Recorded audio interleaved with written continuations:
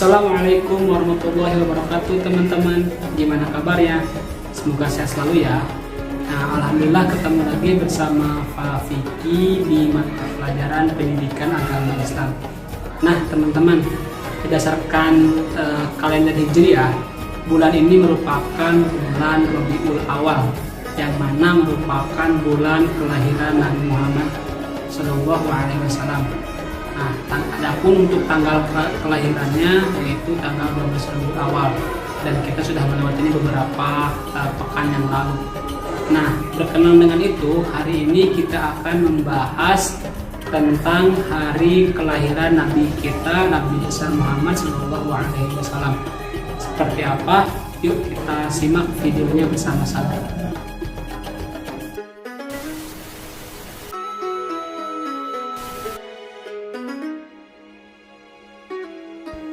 Ribuan tahun yang lalu, Mekah hanyalah sebuah lembah di tengah padang pasir, tempat persinggahan kafilah dagang yang kemudian diubah menjadi sebuah kota di masa kekuasaan Nabi Ismail alaihissalam.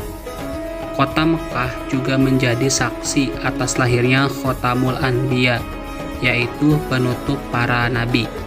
Beliau adalah Muhammad bin Abdullah. Nenek moyang Nabi Muhammad bernama Hashim bin Abdul Manaf. Saat Hashim berkuasa, kota Mekah terkenal dengan pusat perdagangan yang makmur. Tidak ada yang dapat menyaingi kemampuan dagang masyarakat kota Mekah pada saat itu.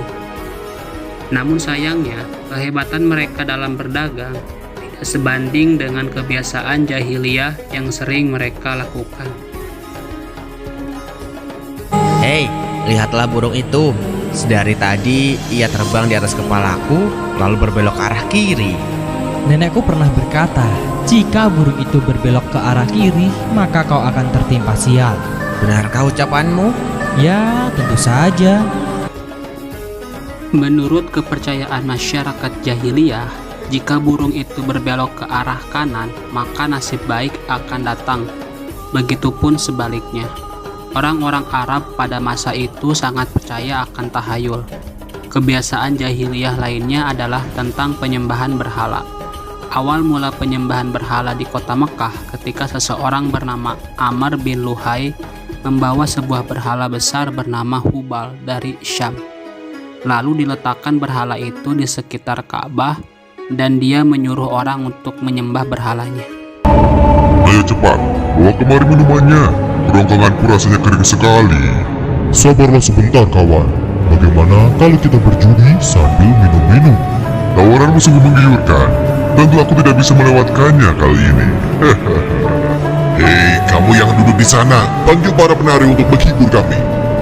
Tidak hanya berjudi dan minum arak, pencurian dan perampokan juga merupakan hal yang sering terjadi. Sasarannya adalah orang asing yang mereka temui di jalan. Hei kau, cepat turun dan serahkan semua harta yang kalian bawa. Mulai saat ini, kau dan istrimu adalah budak di rumahku. Kalian berdua jangan sekali-kali berani melawanku, atau nyawa kalian melayang. Tak terasa tahun demi tahun berlalu dengan cepat. Kepemimpinan Hashim digantikan oleh seseorang yang lebih muda dan berkompeten di usianya yang sudah lanjut.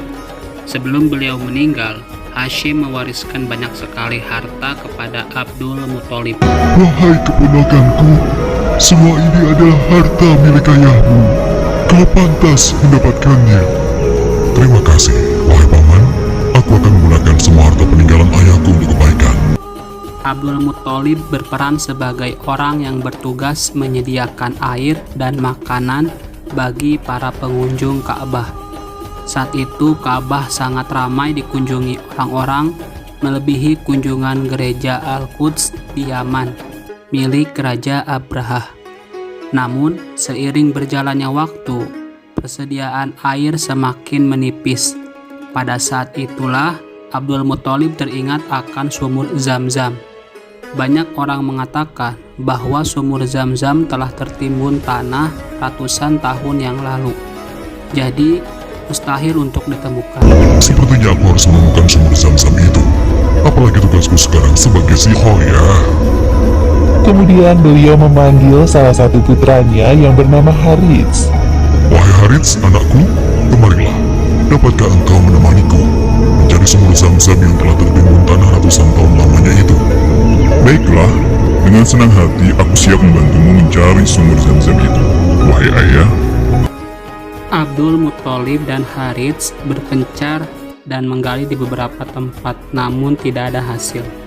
Wahai ayah, apa mungkin sumur Zam-Zam benar-benar telah lenyap tertimbun tanah?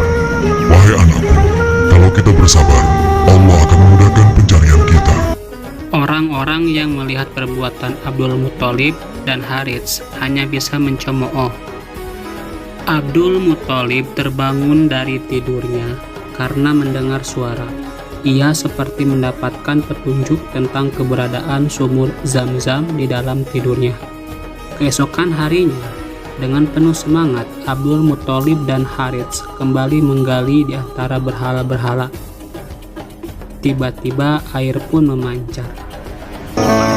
Ayah, lihat, ada air. Alhamdulillah, ayo Harits, gali terus. Sekarang, dengan ditemukannya air Zam-Zam, Abdul Muthalib tidak lagi khawatir untuk memenuhi keperluan bagi para pengunjung Ka'bah. Hari demi hari berlalu, Abdul Muthalib merasa kelelahan dalam mengemban tugasnya. Kemudian, dia bernazar. Ya Tuhan, andai saja aku punya 10 anak laki-laki yang dapat membantuku, pekerjaan ini akan terasa lebih ringan. Jika engkau berkenan mengabulkannya, akan aku persembahkan untukmu 1 orang dari mereka. Ternyata takdir menentukan bahwa Abdul Muthalib memiliki 10 anak laki-laki. Saat mereka dewasa, diadakanlah sebuah undian. Setelah diundi, nama yang muncul selalu sama, yaitu Abdullah, si anak bungsu. Setelah melakukan perundingan yang cukup lama, diputuskan Abdul Muthalib harus menyerahkan 100 ekor unta sebagai ganti persembahan dari Abdullah. Abdullah adalah pemuda baik, sopan, dan berwajah tampan. Banyak gadis-gadis Mekah yang tertarik dengannya. Apalagi ketika mereka mendengar bahwa nyawa Abdullah setara dengan nyawa 100 ekor unta. Mendengar pernyataan bahwa Abdul Muthalib berencana menjodohkan Abdullah dengan anak dari Wahab bin Abdul Manaf, para gadis Mekah itu tentu kecewa. Allah Subhanahu wa Ta'ala telah menentukan jodoh Abdullah dengan Aminah, gadis yang memiliki nasab yang paling baik di kalangan suku Quraisy. Akhirnya mereka berdua pun menikah. Wahai istriku, musim semi telah tiba. Ini tandanya aku harus melakukan perjalanan dagang ke Syam. Pada saat itu, Aminah sedang hamil muda. Jika itu memang kewajibanmu, pergilah wahai suamiku. Meskipun sesungguhnya aku sangat berat untuk melepas kepergianmu. Simpan kekhawatiranmu, wahai istriku. Aku sekarang ini harus bekerja keras untuk calon bayi yang ada di dalam kandunganmu ini. Keesokan harinya, Abdullah berangkat bersama kafilah dagang yang lain. Aminah melepas kepergiannya dengan doa. Perjalanan dagang Abdullah berjalan dengan lancar. Dalam perjalanan pulang, Abdullah singgah di Madinah untuk menemui sanak saudara dari ibunya. Ketika beristirahat, tiba-tiba Abdullah merasakan kesakitan dan merasa tidak sanggup melanjutkan perjalanan. Ketika berita itu sampai ke telinga Abdul Muthalib, beliau menyuruh anak sulungnya Harits untuk melihat kondisi Abdullah dan mengajaknya untuk pulang ke Mekah. Namun setibanya Harits di Madinah, Abdullah telah meninggal beberapa saat sebelum kau datang, wahai Harits. Inna lillahi wa inna ilaihi raji'un. semua anggota keluarga Abdul Muthalib berduka mendengar kabar meninggalnya Abdullah, termasuk Aminah yang harus kehilangan suami yang sangat dicintainya. Abdullah meninggalkan warisan berupa beberapa hewan ternak dan seorang budak perempuan bernama Ummu Aiman. Pada tahun kelahiran bayi Muhammad, terjadi peristiwa penyerangan yang dahsyat oleh Raja Abrahah dari Yaman. Saat itu Mekah dipimpin oleh Abdul Muthalib. Raja Abrahah berniat untuk menghancurkan Ka'bah karena merasa iri dan tersaingi dengan kemasyhuran Ka'bah. Namun Allah Subhanahu wa taala menggagalkan penyerangan Abraha beserta pasukan gajahnya. Tepatnya pada hari Senin tanggal 12 Rabiul Awal tahun 571 Masehi, Aminah melahirkan bayinya. Seorang bayi laki-laki tampan dan bersinar terang.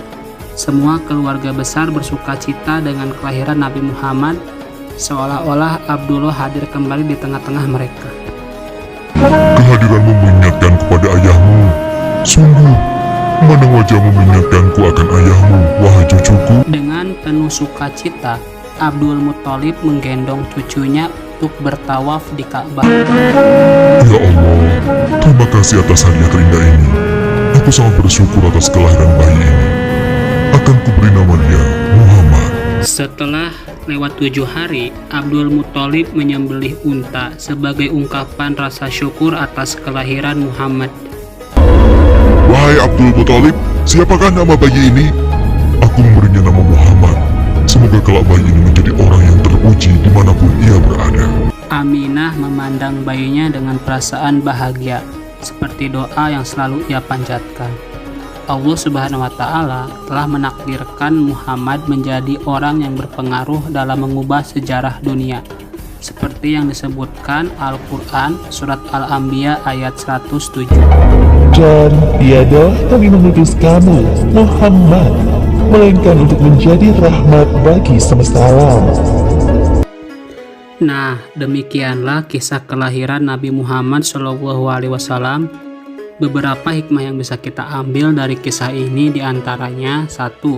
Kesabaran dan niat baik dalam melakukan pekerjaan akan dimudahkan oleh Allah Subhanahu wa taala, seperti tekad kuat Abdul Muthalib dalam menemukan air Zam-Zam. Kemudian yang kedua yaitu jangan terlalu lama berlarut dalam kesedihan, karena semua yang bernyawa pasti akan meninggal dan akan digantikan dengan generasi baru, seperti halnya kelahiran Nabi Muhammad yang menjadi penyejuk hati bagi semua umat manusia.